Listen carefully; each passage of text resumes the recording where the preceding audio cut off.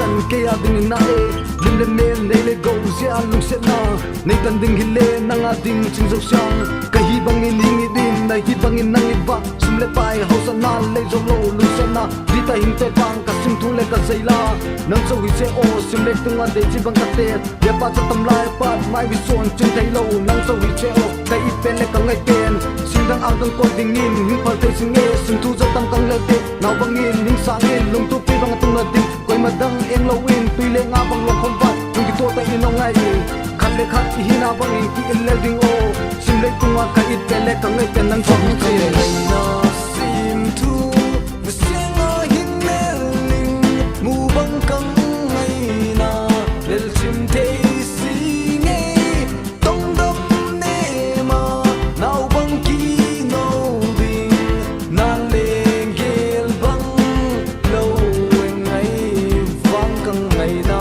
sim thu sing a hin le ling mu bang kang ngai na lel chim te sing e tong dam ne ma nau bang ki no ding na leng gel bang lo mang he san nei mo. Everybody knows that I love you, girl. Everybody knows that I had a crush on you, but you don't insecure about me, girl.